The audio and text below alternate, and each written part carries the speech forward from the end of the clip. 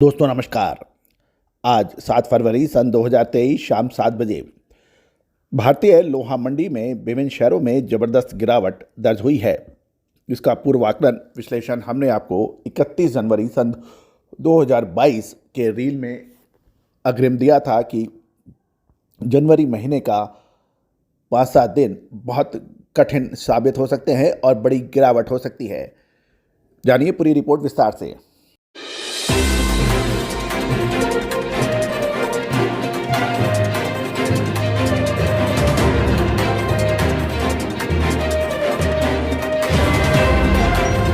दोस्तों नमस्कार। Colonel Ajay, CEO Ajay astro money guru, fast global astro finance digital channel से आपसे मुखातिब होता हूं। आज 7 फरवरी सन 2023।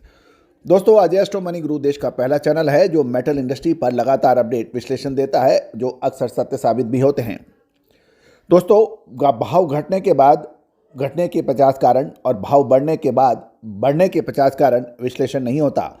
विश्लेषण अनुमान घटने से पहले होता है। इसका लाइव एग्जाम्पल हम आपको लगातार देते रहे हैं। 31 जनवरी सन 2022 लगभग 7 दिन पहले हमने आपको अपनी शॉर्ट रील के जरिए बिल्कुल स्पष्ट और क्लियर शब्दों में कहा था कि एक बड़ी गिरावट बाजारों में आने वाली है, और वैसा ही हुआ।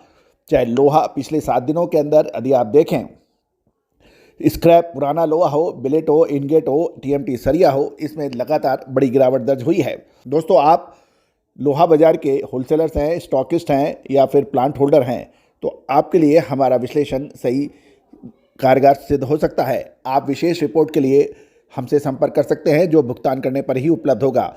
निःशुल्क रिपोर्ट के लिए कृपया संपर्क ना करें। आज 7 फरवरी सन 2023 7 बजे बाजार के बंद भाव मंडी गोविंदगढ़ के अंदर गिरावट चाली रही और ये 48,200 पे बंद हुआ। 400 रुपये गिरावट के बाद अहमदाबाद में अभी 48,400 के भाव रहे, यहाँ भी 400 की गिरावट थी।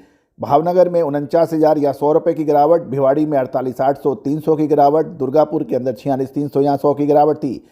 गाजियाबाद में 47,400 300 की गिरावट, और गोवा के अंदर कोई परिवर्तन नहीं रहा। हैदराबाद में कोई परिवर्तन नहीं रहा। हिमाचल में भी बड़ी गिरावट 47,200 के भाव रहे 400 की गिरावट के साथ।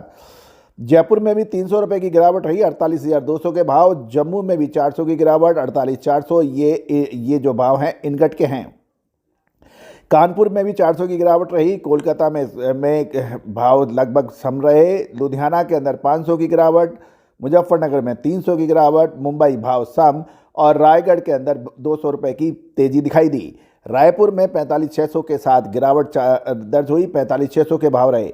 राउरकेला में 45,200 के भाव देखे गए। पुराना लोहा भी गिरावट में थमने का नाम नहीं ले रहा है, वो 37,300 रुपये रह गया 400 की गिरावट के साथ। दुर्गापुर के अंदर 40,200 और कोलकाता के अंदर मामूली बढ़त 40,700 देखी गई। लुधियाना में 500 रुपये की बड़ी गिरावट पुराने लोहे में रही, 42,800 के भाव रहे।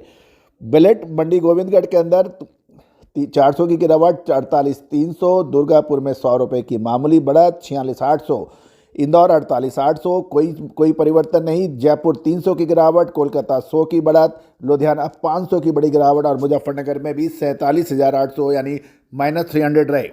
तो दोस्तों आने वाले समय के अंदर क्या गिरावट और बढ़ सकती है लोहे के स्पॉट बाजार में, सरिये में, या फिर रिकवरी होगी? यदि रिकवरी होगी तो कब होने की संभावना है?